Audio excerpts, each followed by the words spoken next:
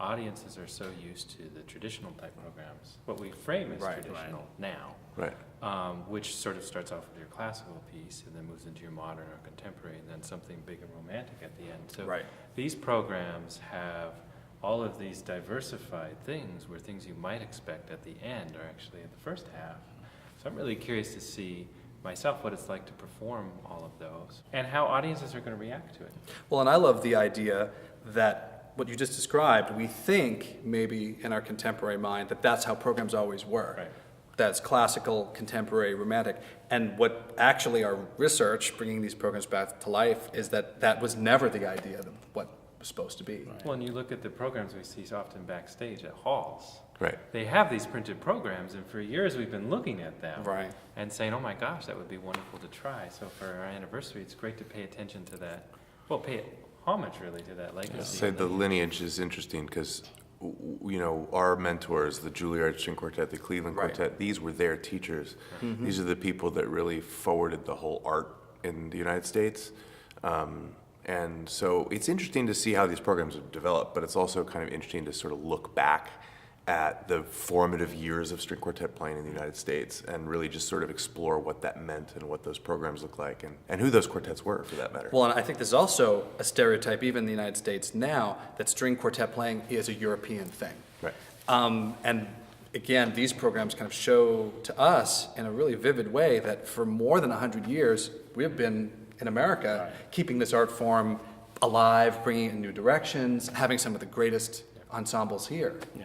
What I'm most excited about is seeing, I think some of these programs that we're looking at, they were drawing also from their inspirations from 100 years ago, 200 years ago. If we look at the programs in Beethoven's time even, they never sat through entire pieces or 3 or 4 different pieces. So even in the context of the new music, also the new music, but also in the context of the music that we're used to playing, that even Beethoven or Mozart was not writing with this feeling that, oh, you have to play these 3 string quartets all together. And I think that, so in some ways looking back, that draws a totally different context than we're used to. In some ways we took that out of it and turned it into this package where we just kind of framed it as these 3 giant rocks that we had to all look at. But in fact, they were, small little gems that you kind of mixed together. Well, they even highlighted individual members of the groups in their programming, whether it be through arrangements or solo pieces for one member.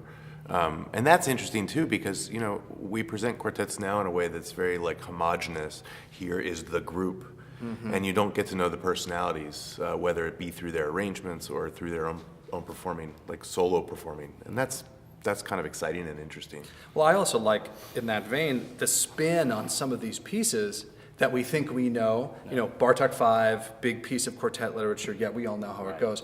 And then you read about how much Bartók worked with the Polish Quartet to make decisions, maybe didn't do this, maybe did do that.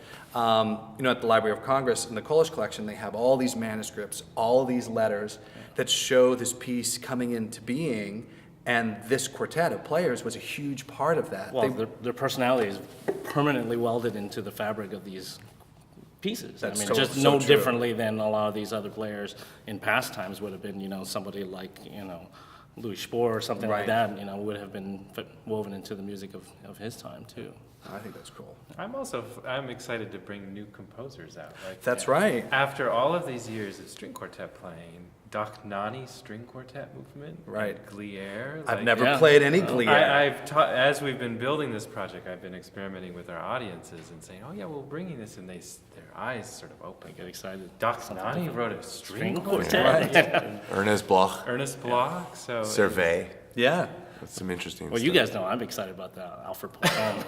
Because we've played a few of them in the past, and they're always really fun, but to be able to have a stage where we can actually showcase these arrangements that he made, they're really good. They are really good. Well, and the other legacy that I was just reflecting on this morning is Miró's artistic statement that you often bring to our audience discussions in terms of really building on and studying the greats of the past and then taking that voice in your own for modern times and having the freedom to express that. And so even through the lineage of the Miró Quartet and the artistic statement of Miró, to be going into these composers and string quartets and experimenting, you know, the vibrato they used in the 20s. I love when Daniel does that. Yeah.